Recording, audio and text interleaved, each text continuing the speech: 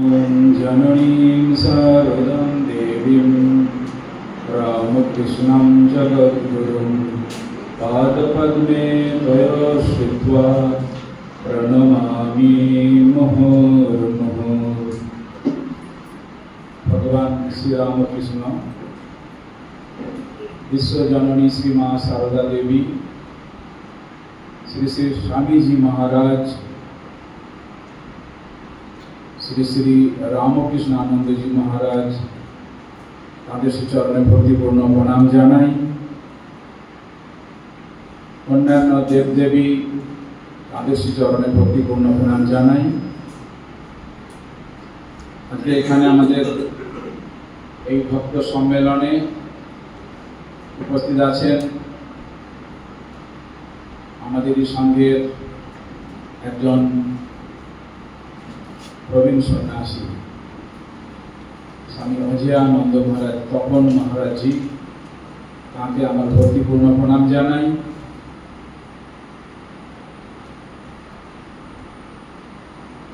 দুজন সন্ন্যাসী মহারাজ, তাদের বক্তব্য একটু আগে আমরা সবাই শুনলাম। প্রথমে শ্রীমৎ স্বামী স্তবপ্রিয়ানন্দ जी महाराज, संपादक रामकृष्ण मिशन आश्रम रामहरिपुर। महाराज खूब सुंदर बक्तव्य रेखेছেন, खूब ভালো গান করতে পারেন। একটু আগে আমি সব বলেছি। महाराजকে আমার অন্তরের স্নেহ, প্রীতি, ভালোবাসা এবং আন্তরিকভাবে শ্রদ্ধা জ্ঞাপন করি। আরেকজন সন্ন্যাসী মহারাজ, আপনারা সবাই জানেন ভগবান শ্রী রামকৃষ্ণ দেবের মামার বাড়ি সরাটি মায়াপুরে একটি আশ্রম হয়েছে। সেই আশ্রমের সম্পাদক স্বামী প্রাণরূপানন্দ जी महाराज। সেটি মঠ সেন্টার, অধ্যক্ষ রামকৃষ্ণ মিশন সেন্টার, সম্পাদক রামকৃষ্ণ মিশন সরাটি মায়াপুর। তো ঠাকুরের খুব সুন্দর ছোট ছোট গল্প বলতে বলতে, মজা করে করে ঠাকুরের সরলতা, বিশ্বাস নিয়ে খুব সুন্দর বক্তব্য রাখলো। তাকে আমার আন্তরিক শ্রদ্ধা এবং স্নেহ, প্রীতি, ভালোবাসা জানাই। এই আশ্রমের যে দুজন ব্রহ্মচারী, তারা দুজনেই খুব সুন্দর ভক্তিগীতি পরিবেশন করেছে। তাদেরকে আমার স্নেহ, প্রীতি, ভালোবাসা জানাই। আরও একজন মহারাজ সামনে বসে রয়েছে, একজন ব্রহ্মচারী কামারপুকুর থেকে এসেছে। তাদের দুজনকেই আমার স্নেহ, প্রীতি, ভালোবাসা জানাই। আর যার জন্যে আমি এখানে আসতে পেরেছি, এই আশ্রমের অধ্যক্ষ মহারাজ স্বামী তদ্যুক্তানন্দজি মহারাজ, নিত্যযুক্তানন্দ মহারাজ, নিত্যযুক্তানন্দ, হ্যাঁ নিত্যযুক্তানন্দ মহারাজ। তিনি সবসময় যুক্ত হয়ে থাকেন, নিত্য যুক্ত হয়ে থাকেন। কোথায় যুক্ত হয়ে থাকেন? ভগবানের সঙ্গে। সেই এত বড় সুযোগ আমাকে করে দিয়েছে এই ভক্তদের সামনে ভগবানের প্রসঙ্গ করার জন্য। তাকে আমার বিশেষ করে আন্তরিকভাবে আমার স্নেহ, প্রীতি, ভালোবাসা এবং শ্রদ্ধা জ্ঞাপন করি। এই এত বড় এই আশ্রমটি, এই ময়ালি চক্রের আশ্রমটি আপনারা শুনলেন। স্বামী স্তবপ্রিয়ানন্দজি বলছিলেন যে এই আশ্রম তখন কি অবস্থায় ছিল। আমিও দেখেছি, খুব ছোট্ট একটা জায়গার মধ্যে আশ্রম ছিল, কি বিশাল আকার ধারণ করেছে। তারপর থেকে এখন বর্তমানে আমাদের এই মহারাজ নিত্যযুক্তানন্দজি মহারাজ এটিকে বহন করে নিয়ে চলেছে ঠাকুরের পূজা, সেবা ইত্যাদির মাধ্যমে। সেই জন্যে আর আমরা এই ভক্ত সম্মেলন যে এখানে আসতে পেরেছি, এত সুন্দর বড় একটা ভক্ত সম্মেলন হচ্ছে, সবই সুযোগ ব্যবস্থা, সুব্যবস্থা, এই গরম রয়েছে, তার মধ্যে সকলে জলের ব্যবস্থা, ফ্যানের ব্যবস্থা, প্রসাদের ব্যবস্থা, এত কিছু। তো তাকে বিশেষভাবে আমার ধন্যবাদ, স্নেহ প্রীতি ভালোবাসা জানাই।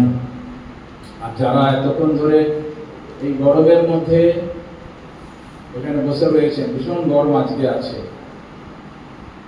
এই গরমের মধ্যেও ঠাকুরকে, মাকে, স্বামীজিকে আপনারা ভালোবাসেন। আপনারা সবাই তাঁদের প্রিয় সন্তান, আপনারা তাদেরকে ভালোবাসেন বলেই আপনারা এত কষ্ট সহ্য করে এখানে বসে তাদের কথা শুনে যাচ্ছেন। আপনারা সত্যিকারের ভক্ত। আপনাদের সবাইকে আমার আন্তরিকভাবে শ্রদ্ধা, নমস্কার ও শুভেচ্ছা জানাই। এই মায়ার ইচ্ছাপুর একটি পবিত্র পুণ্যভূমি, আমরা যেখানে আজকে উপস্থিত হয়েছি। আমাদের শাস্ত্রে বলা হয় যে যারা শ্রদ্ধাবান তারাই জ্ঞান লাভ করতে পারে। স্বামী বিবেকানন্দ যেমন নচিকেতার কথা বলেছেন, শ্রদ্ধার কথা বলতে গেলে সঙ্গে সঙ্গে নচিকেতার কথা মনে পড়ে যায়। সেই শ্রদ্ধাবান যারা, তারাই জ্ঞান লাভ করে। গীতাতে বলছে শ্রদ্ধাবান লভতে জ্ঞানম। যারা শ্রদ্ধাবান তারাই জ্ঞান লাভ করতে পারে। এই মায়ার ইচ্ছাপুর স্বামী প্রেমেশানন্দজি মহারাজ একটা জায়গায় বলছেন যে শ্রীরামকৃষ্ণদেব, মা শারদা দেবী, স্বামী বিবেকানন্দ তারা অবতার। মানুষের দুঃখে কাতর হয়ে তারা কষ্ট স্বীকার করে এসেছিলেন, কষ্ট স্বীকার করে আমাদের জন্য জীবন যাপন করে গেছেন। তারা অবতার। তারা যদি না আসতেন তাহলে বলছে ঠাকুরের যে এই যে সন্ন্যাসী পার্ষদ যারা, তারা প্রত্যেকে এক একটি অবতার রূপে পরিগণিত হতেন। এই কথাটি যদি আমরা চিন্তা করি, শ্রীরামকৃষ্ণদেব, মা শারদা দেবী, স্বামী বিবেকানন্দ ছাড়া ঠাকুরের অন্যান্য আরো যে 15 জন পার্ষদ রয়েছেন, স্বামী ব্রহ্মানন্দ, স্বামী প্রেমানন্দ ইত্যাদি, তারপর স্বামী রামকৃষ্ণানন্দ, এই যে 15 জন পার্ষদ, তারা প্রত্যেকেই এক একটি অবতার রূপে পরিগণিত হতেন যদি ঠাকুর মা স্বামীজি না আসতেন। তো সেই রকম একটি অবতার, তার ভাষায় বলতে গেলে স্বামী রামকৃষ্ণানন্দজি মহারাজ সেই অবতার। তিনি অবতারের পার্ষদ হিসাবে এসেছেন। অবতার, তিনি অবতারের পার্ষদ হিসাবে এসেছেন, কারণ ভগবান শ্রীরামকৃষ্ণদেব ছিলেন স্বামী বিবেকানন্দের কথায় তিনি শুধু ভগবান নয়, ভগবানরা যেখান থেকে অবতীর্ণ হন সেই স্বয়ং তিনি এসেছেন। কামারপুকুরে, দক্ষিণেশ্বরে সাধনা করে, কাশীপুরে উদ্যানবাটিতে লীলা করে গেছেন। তিনি ভগবানেরও বাবা, ভগবানেরও বাবা। ভগবানরা যেখান থেকে অবতীর্ণ হন সেই স্বয়ং শ্রীরামকৃষ্ণদেব এসেছিলেন। তাঁরই লীলা পার্ষদ রামকৃষ্ণানন্দজি মহারাজ। আর তিনি রামকৃষ্ণগত প্রাণ ছিলেন। সেটি আজকে আমাদের বিষয়, যে রামকৃষ্ণানন্দজি তিনি রামকৃষ্ণগত প্রাণ। তিনি একজন ভক্ত। ঠাকুর বলছেন কথামৃতে যে ভক্ত হবি তো বোকা হবি কেন, বলছেন না? ভক্ত হবি তো বোকা হবি কেন, কিন্তু আমরা ভক্তরা খুব বোকা হই। এটাই খুব দেখতে পাই, ভীষণ ভাবে দেখতে পাই যে ভক্তদের মতো এত বোকা নেই। আমি কামারপুকুরে দেখেছি, প্রায়ই শুনতে পাই, আমার অফিসে এসে বলছে মহারাজ আমি ধ্যান করছিলাম, আমার ব্যাগটাকে নিয়ে চলে গেছে, আপনার সিসি ক্যামেরা থেকে আমাকে দেখে একটু বলে দিন না কি ব্যাপার কি হলো, আমার মোবাইলটা চলে গেছে। যারা ভক্ত, আর যারা ভক্ত নয়, এমনি ভিজিটর বেড়াতে আসেন, তাদের কিন্তু তারা কখনো এগুলো বলে না। যত আমাদের কমপ্লেন আসে ভক্তরা, তাদের সব মোবাইলটা চুরি হয়ে যায়, তারা সামনে মোবাইলটা রেখে ধ্যান করতে বসে যান। ভাবছেন যে এই কামারপুকুরে এসে গেছি, এখানে সবাই সাধু, সবাই মহাপুরুষ, কেউ কারো কেউ চুরি করবে না, কিছু করবে না। তারপরে বলে ব্যাগ চলে গেছে, মোবাইল চলে গেছে, এই চলে গেছে। কিন্তু যারা ভিজিটর, এমনি বেড়াতে আসে, ঠাকুরকে প্রণামও করে না, ঘুরে চলে যায়, তারা কোনোদিন আমাদের সন্দেহ করতে আসেনি যে মহারাজ আমার এটা চুরি হয়ে গেছে বা এটা হয়ে গেছে। সেই জন্যে এই ঠাকুর বলেছেন ভক্ত হতে বোকা হবি কেন? সেই জন্যই বলেছেন যে ভক্ত হওয়া বোকা হওয়ার জন্য নয়। ঠাকুর বলছেন যে আমি আমার মনটা সবসময় ভগবানের সঙ্গে যুক্ত হয়ে থাকে।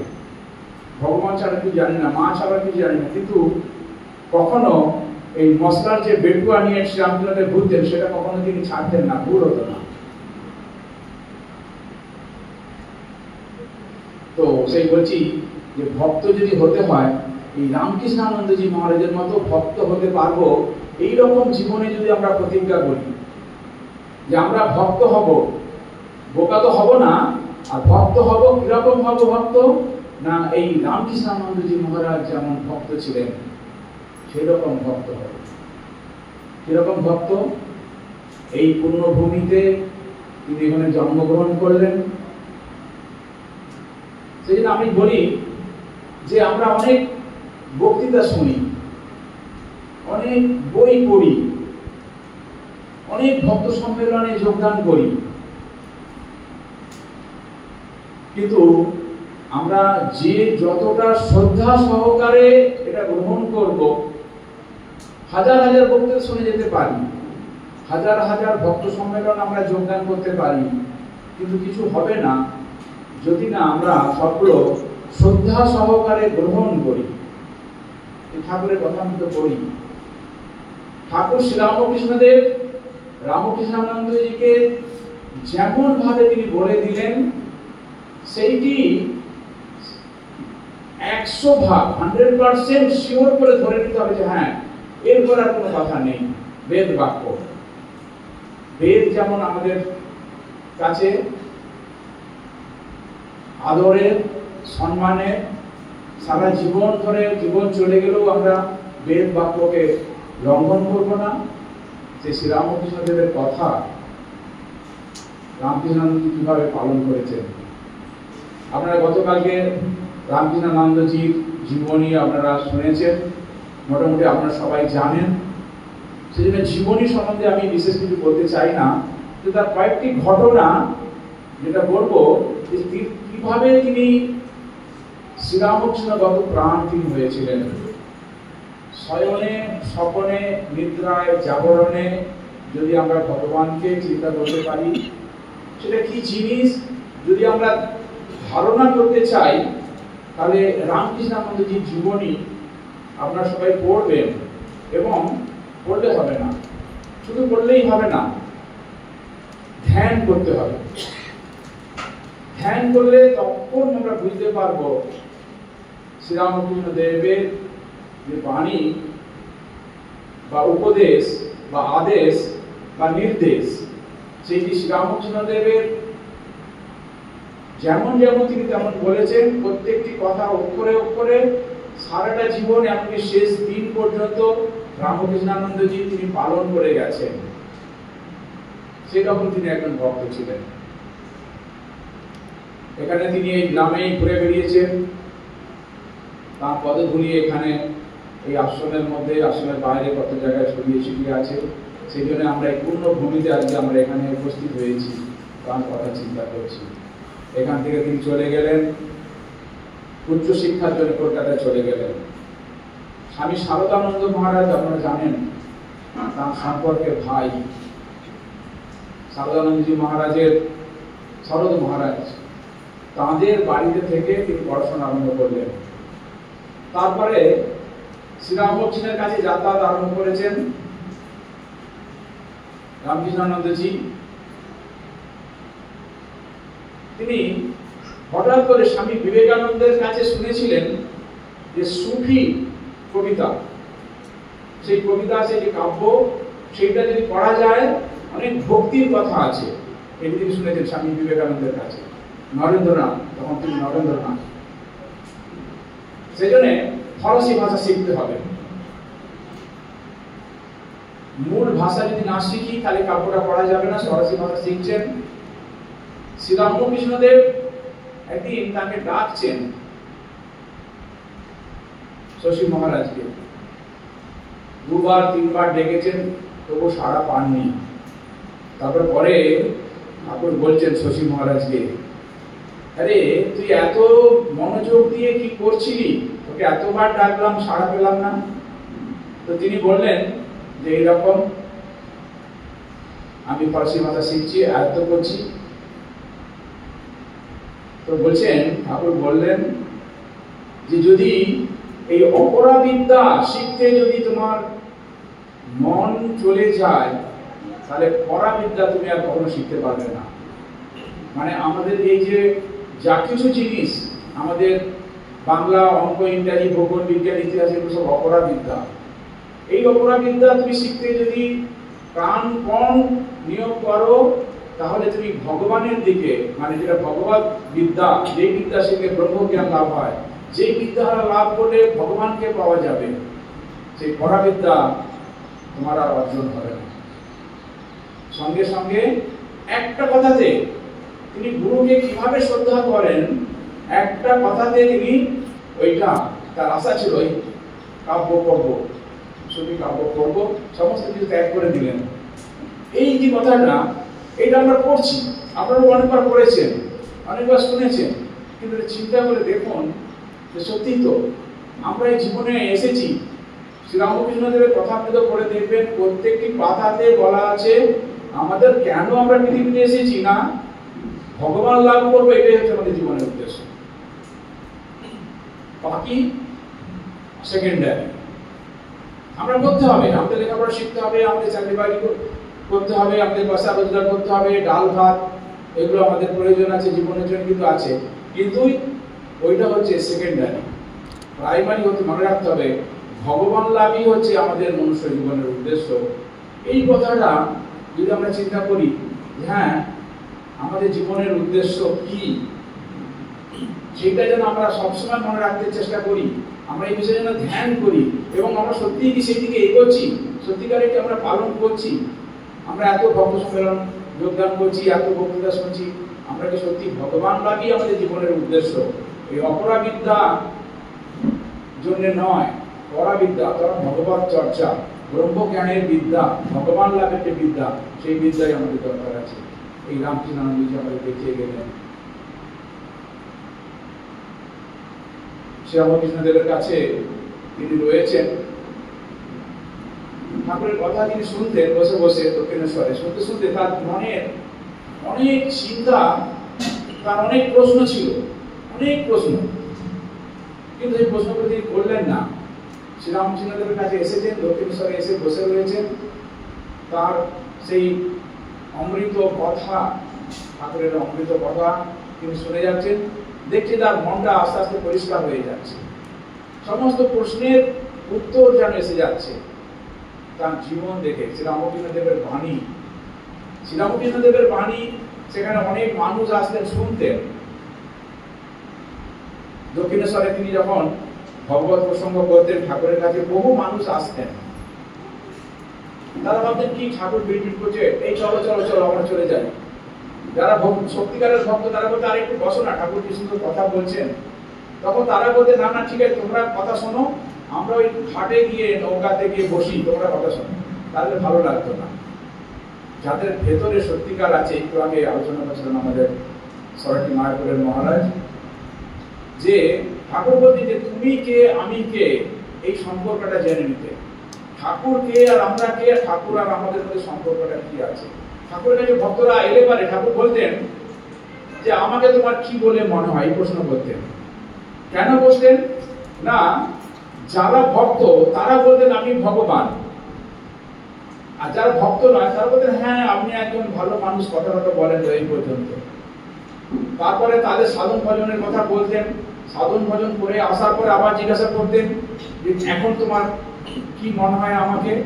তারপরে বুঝতে পারতেন যে হ্যাঁ ঠাকুরের কথাগুলো যেন আস্তে আস্তে বুঝতে পারছি, শিখতে পারছি, ধরতে পারছি। কারণ আমরা যত এগোবো ঠাকুরের দিকে, ঠাকুরের কথা তত বুঝতে পারবো। শ্রীরামকৃষ্ণের কথা আমরা পড়েছি, আমরা যখন অনেক আগে 25-30 বছর 40 বছর আগে যখন পড়েছি তখন একরকম মানে হতো, এখন মানে হয় অন্যরকম। সেই কথা আমাদের প্রতিদিন পড়তে হয়, ধ্যান করতে হয়, চিন্তা করতে হয়।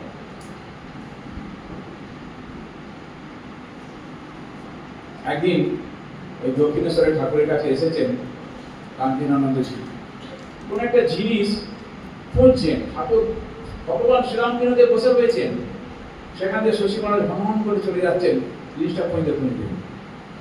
তখন ঠাকুর তাকে বলছেন, দেখো এই তুমি যে জিনিসের সন্ধান করছো এদিক ওদিক যেখানেই ধরো না কেন, যাকে খুঁজছো সে হচ্ছে এই দিকে দিকে। তিনি তো আমি বলে বলতেন না কখনো, তিনি কখনো কামারপুকুর আমার গ্রাম বলে বলতেন, ওই দেশে বলতেন, পশ্চিমের দেশে বা ওই দেশে তিনি বলতেন। সে না আমি কখনো বলতেন না, তিনি বলতেন সে হচ্ছে এই যাকে খুঁজছো, অনুসন্ধান যাকে খুঁজছো। তারপরে তিনি বুঝলেন তার মর্ম কথাটা কি। এই মর্ম কথা বোঝাটা হচ্ছে আসল জিনিস। সেজন্য আমাদের ধ্যান করতে হবে যে যাকে আমরা খুঁজছি তিনি আসল কি, কোথায় তিনি আছেন।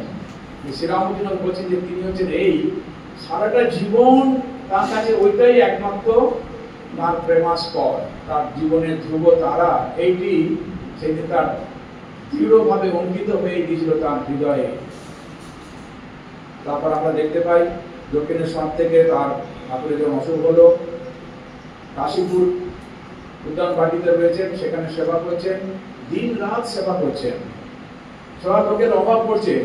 নরেন্দ্রনাথ প্রথমে বলে দিলেন যে দেখো ঠাকুরকে আমরা সেবা করবো, পালা করে সেবা করবো, রাত দিন ভাবে সেবা করবো। কারণ তারা বুঝেছিলেন যে তাদের জীবনের ধ্রুবতারা ওই একমাত্র শ্রীরামকৃষ্ণ। যার ফলে তারা যখন সেবা করছেন, দিন রাত সেবা করে যাচ্ছেন, বাড়িতে যাচ্ছেন না, রামকৃষ্ণানন্দজি বাড়িতে যাচ্ছেন না। প্রথম বাড়ি থেকে খেতে যেতেন, দুপুরে খেয়ে আসতেন, এসে আবার সেবা করতেন। কিন্তু প্রথম দেখা গেছে খাওয়া খেতে আর যাচ্ছে না, খাওয়া বন্ধ করে দিয়েছে। বাবা এসেছেন ডাকতে, বাবাকে পর্যন্ত তিনি ধমক দিয়েছেন। এটা মনে হতে পারে না বাবাকে তিনি ধমক দিলেন বা বকলেন, হয়তো ধমক দেয়নি, কিন্তু হয়তো বলে যে না আমি যাব না, আমি আমার গুরুর সেবা করছি, আমি আমার বাড়ি যাব না, এইরকম করে তাকে তিরস্কার করলেন। কিন্তু তিরস্কারের মধ্যে বলা হচ্ছে যে না, একমাত্র ভগবানের জন্য শ্রীরামকৃষ্ণদেব বলছেন যে ভগবানের পথে যদি কেউ বাধা দেয়, বাবা মাকেও অস্বীকার করা চলে।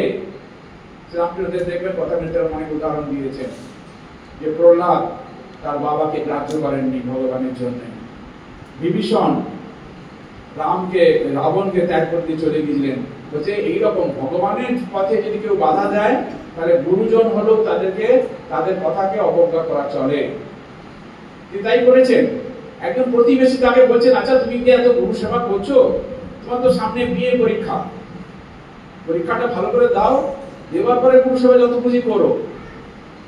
তিনি বলছেন যে আপনি বলছেন যে আমি বিয়ে পরীক্ষা দিয়ে আসবো, তারপরে গুরু সেবা করব, ততদিনে যদি আমার গুরু না থাকে তাহলে কি হবে?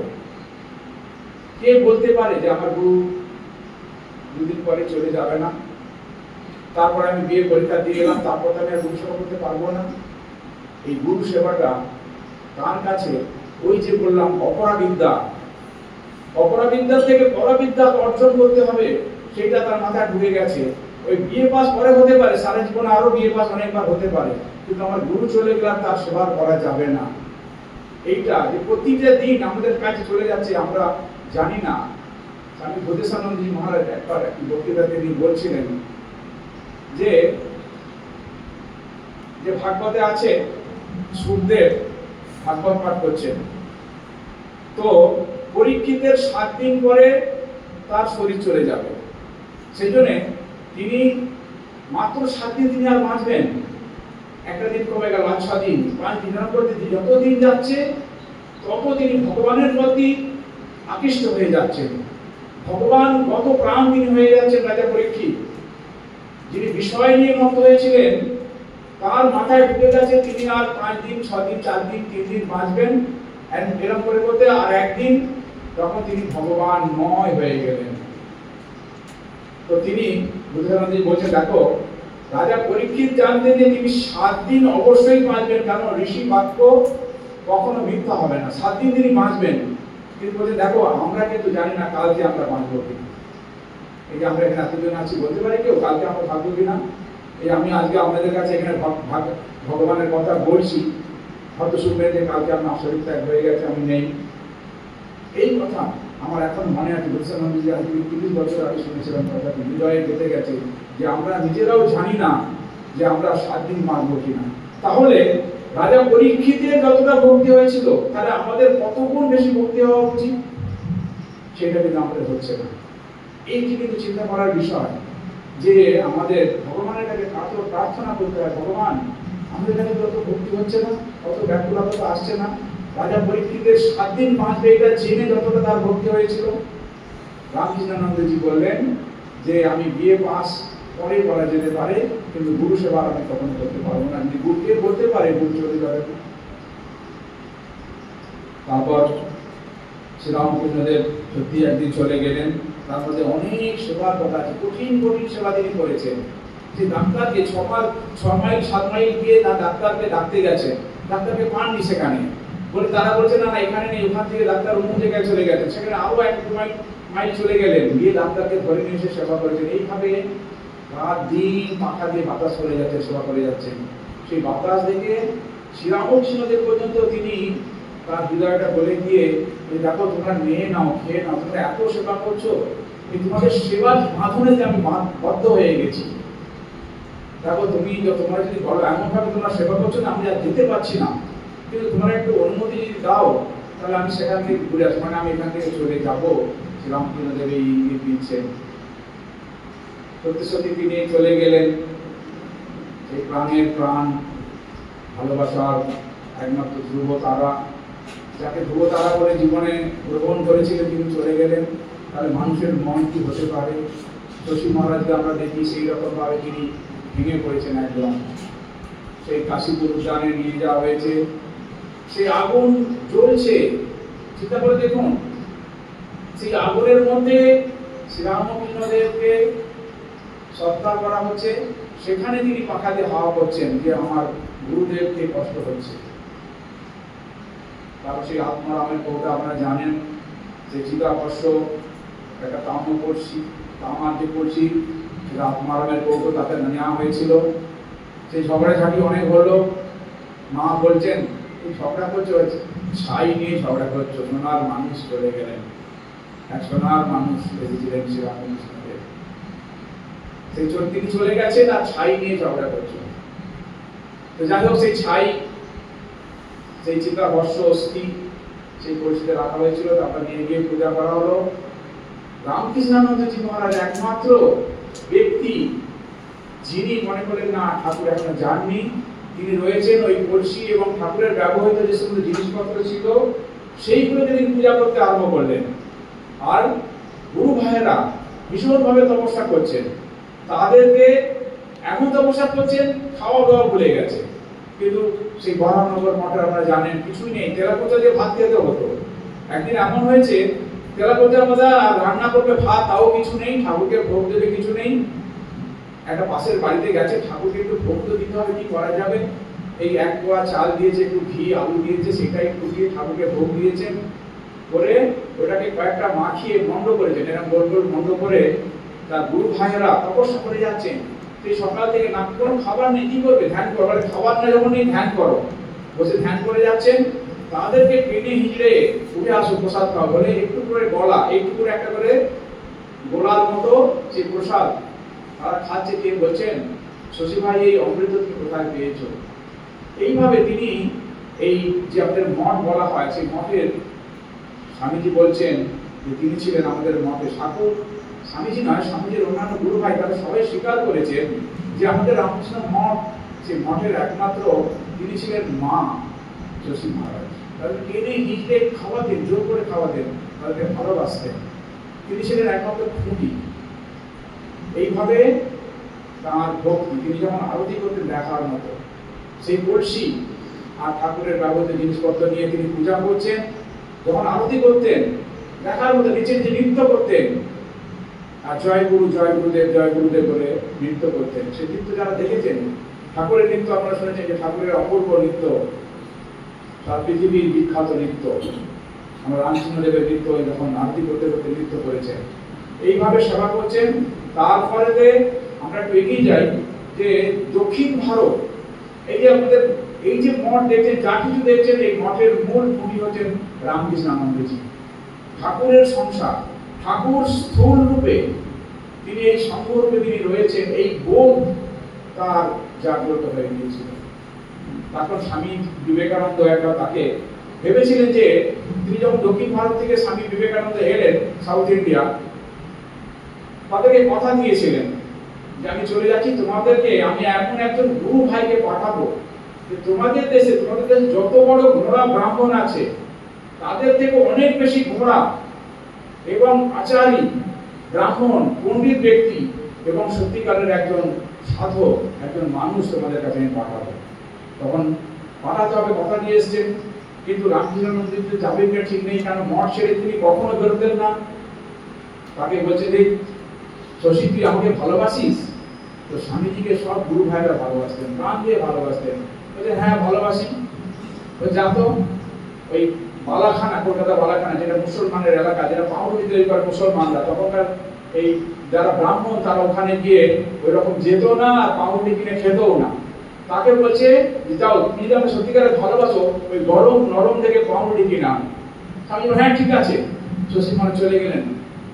লোকেরা দেখছে একজন ব্রাহ্মণ, সে ব্রাহ্মণ সন্তান, একজন সন্ন্যাসী ওই পাউরুটি কিনতে যাচ্ছে মুসলমান পাড়াতে। তখন তাদের একটা ভয়ঙ্কর ব্যাপার, গেছেন পাউরুটি কিনে এনেছেন, পাউরুটি খাচ্ছেন, খেতে খেতে বুঝতে পেরেছেন যে আমি দক্ষিণ ভারতে যেতে বলবো তার আগে একটা ব্যাকগ্রাউন্ড তৈরি করে নিলেন। করে নিয়ে বলছেন দেখ শশী, আমি দক্ষিণ ভারতে কথা দিয়েছিলাম তোকে মাদ্রাজে যেতে হবে। এক কথায় তিনি বলে দিলেন হ্যাঁ যাবো। এই ঠাকুর সেবা ছিল তার প্রাণ। ঠাকুর সেবা যদি একটু ত্রুটি হতো না তিনি সহ্য করতে পারতেন না। একবার ঠাকুরকে দাঁতন দিয়েছে, দাঁতনটা ভালো করে থেতো করে দেওয়া হয়নি, ওই কাটারি উল্টো দিয়ে থেতো করে দিতে হয় সেটা দিয়ে দাঁতন করার জন্য। সে কম বুড়ো বাবা কম করে দিয়েছেন বলে তাকে বকেছেন যে তুই ঠাকুরের দাঁত দিয়ে আগে রক্ত বের করেছিস, তোকে আজকে মেরে ফেলবো। স্বামীজি পর্যন্ত মেরেছেন, ঠাকুর ঘরে গিয়ে কলা খেয়ে নিতেন বলে স্বামীজিকে পর্যন্ত মেরেছেন। তারপর তিনি পরিষ্কার করেছেন যদিও ঠাকুর সেবার ত্রুটি বলে তিনি সহ্য করতে পারতেন। তারপর তিনি ভাবলেন ঠাকুর জীবন্ত বসে রয়েছেন, আমরা যেমন ঠাকুরকে ভোগ দিয়ে দিই একসঙ্গে, তিনি একটা করে এক রুচি তৈরি করতেন ঠাকুরকে দিতেন, আবার একটা রুচি তৈরি করতেন ঠাকুরকে দিতেন। তিনি অনুভব করতেন যে ঠাকুর জীবন্ত আছেন এবং তিনি খাচ্ছেন, তিনি আমাদের গ্রহণ করছেন, আমাদের এই নৈবেদ্য। এই বোধ তার ছিল। তারপরে ম্যাড্রাসে গেলেন, ম্যাড্রাসে অনেক কষ্ট করে তিনি ক্লাস নিতেন, অনেক ঘোরাঘুরি করেছেন। এমনকি একদিন ক্লাস নিতে গেছেন, ক্লাস নিয়ে এসে দেখেছেন কোনো খাবার নেই মঠেতে।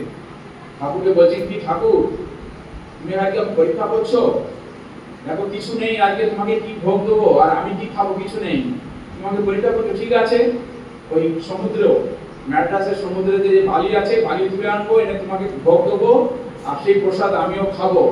যদি খেতে না পারি আমি আঙুল দিয়ে ঠেসে ঠেসে মুখের ভেতরে ঢুকিয়ে দেবো। এরকম করে বলছেন। তারপর দেখা গেল অতদূর করতে হলো না, বলছেন অতদূর করতে হয়নি।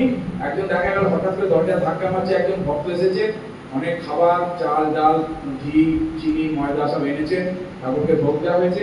কিন্তু ঠাকুরের প্রতি এইরকম তার শ্রদ্ধা, বিশ্বাস, ভালোবাসা যে ঠাকুর এখন জীবন্ত রয়েছেন, তিনি আমাদের পূজা গ্রহণ করছেন, আমাদের কথা তিনি শুনছেন। ম্যাড্রাসের মঠ তৈরি হলো, ব্যাঙ্গালোরের যে মঠ তৈরি হলো, রাজা মহারাজকে নিয়ে গিয়েছিলেন, মাকে নিয়ে গিয়েছিলেন, নিয়ে গিয়ে এই রামেশ্বরম সেখানে শিবলিঙ্গতে 108টা সোনার বেলপাতা দিয়ে তাকে পুজো দিয়েছিলেন, মাকে দিয়ে। ব্যাঙ্গালোর আশ্রমের একটি ছোট একটা টিলা আছে, পাহাড়, মানে ছোট, খুব ছোট। তো সেখানে একদিন ওই ব্যাঙ্গালোর আশ্রমে রামকৃষ্ণানন্দজি সব সারা দক্ষিণ ভারত মাকে ঘুরিয়েছেন, অনেক খরচা করেছেন, কোনো রকম মানে এত যে মাকে শ্রদ্ধা ভক্তি করতেন যে তিনি মনে করতেন সত্যি যে স্বামী বিবেকানন্দ বলতেন না, জাগ্রত দুর্গা মা, জ্যান্ত দুর্গা।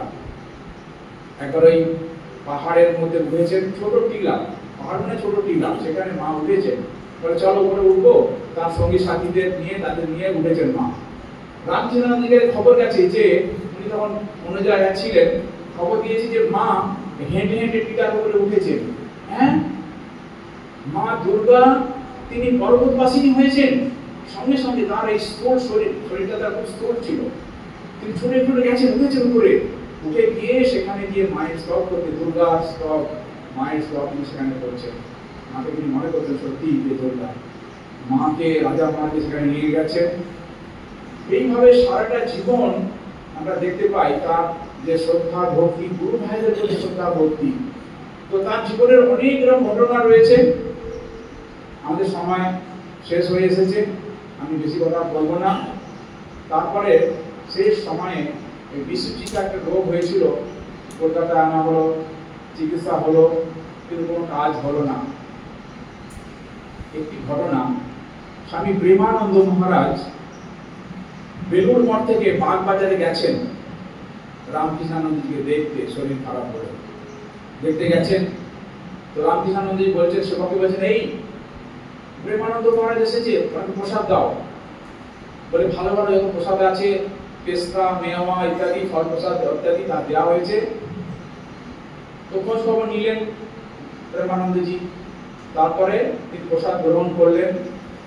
প্রেমানন্দজি বলছেন, দেখো সাবধানে থেকো, ডাক্তার যেমন বলবে সেই অনুযায়ী চলবে ইত্যাদি কথাবার্তা বলে প্রবোধ দিয়ে তারপরে চলে এলেন।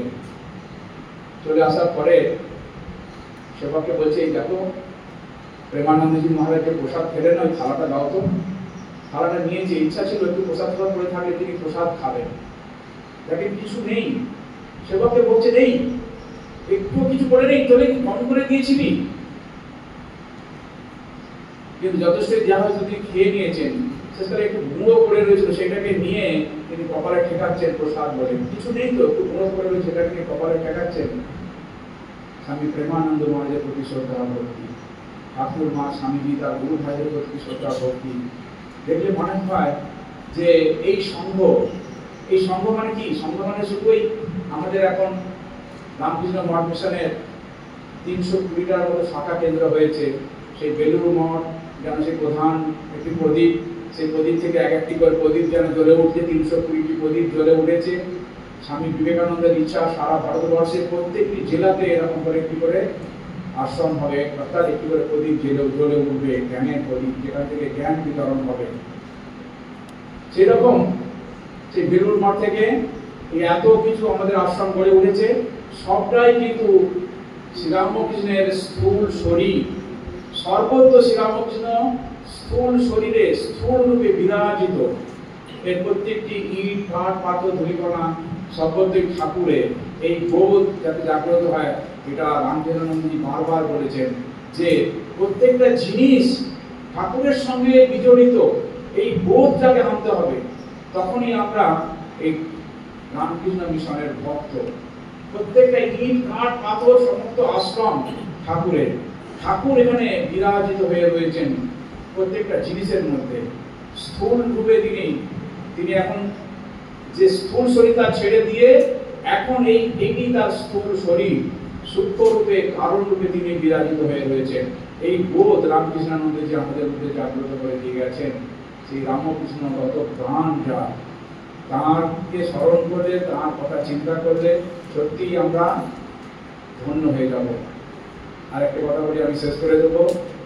মা সারদা দেবী দক্ষিণেশ্বর থেকে একবার কামারপুকুরে আসবেন।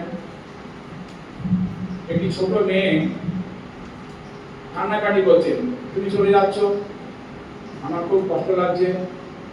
কেন কষ্ট লাগছে? তুই আমাকে ভালোবাসিস? হ্যাঁ ভালোবাসি। সত্যি ভালোবাসিস? হ্যাঁ ভালোবাসি। কতটা ভালোবাসিস? ছোট মেয়ে বলছে, এই এতটা ভালোবাসি বলে হাতটাকে এরকম করে দিতে হচ্ছে, এতটা ভালোবাসি। আমাদেরকে যদি ঠাকুর মা স্বামীজি রামকৃষ্ণানন্দজি জিজ্ঞাসা করেন যে আমরা ঠাকুর কতটা ভালোবাসি, আমরা হাতটাকে এরকম করবো না, এরকম করবো, কতটা করবো? আমাদের কিন্তু অনন্ত শক্তি রয়েছে। সেই শক্তিটা এইটুকু নয়, আরো অনেক বড় শক্তি আমাদের মধ্যে রয়েছে। তারপর ঘটনা বলে ফেলি। মা তাকে বলে, ঠিক আছে, তুমি আমাকে ভালোবাসো কিনা, আমি কামারপুরে যাচ্ছি, তুমি সত্যিকার আমাকে ভালোবাসো কিনা আমি কি করে বুঝবো? না বলো, তুমি কি করলে আমি কি করলে তুমি বুঝবে বলো? না, তুমি বাড়িতে সবাইকে সমান করে ভালোবাসতে হবে, আর কারো কাছে কিছু চাইবে না, চিন্তা করবে না, চাইবে না কিছু। কারো কাছে যদি চাইতে থাকো তাহলে সে তোমাকে একটা জিনিস দিলে তার প্রতি তোমার বেশি ভালোবাসা হয়ে যাবে। তুমি বাবাকে চেয়েছো, বাবা দিয়েছে, তুমি বাবাকে বেশি ভালোবাসো, মাকে বেশি ভালোবাসতে পারবে। কাউকে চাইবে না, কারোর কাছে কি গ্রহণ করবে না, তাহলে কারোর কাছে চাইবে না, যে দেবে ঠিক আছে, কারোর কাছে চাইবে না, তাহলে তুমি সবাইকে ভালোবাসতে পারবে, নিঃস্বার্থ ভালোবাসা। তো ঠিক সেরকমই যে আমরাও যে হাতটা কতটা ভালোবাসি যদি দেখাই, যে আমরা কতটা ভালোবাসতে পেরেছি। আমরা রোগী যদি প্রশ্ন করি, নিজেদেরকে আমাদের প্রশ্ন করা উচিত, আমরা ভক্ত সম্মেলনে এলাম, সারাদিন এই গরমের মধ্যে কাটালাম, কতটুকু আমরা ঠাকুরকে ভালোবাসতে পারি, এই প্রশ্ন যেন আমরা প্রতিদিনই আমরা নিজেদেরকে জিজ্ঞাসা করি, তাহলেই কিন্তু আমাদের উন্নতি হবে। এই কথা জানিয়েই সবাইকে আমার আন্তরিক শ্রদ্ধা, শুভেচ্ছা এবং মহারাজদের প্রণাম ও ভালোবাসা যথাযোগ্য জানিয়ে আমার বক্তব্য শেষ করছি। ধন্যবাদ।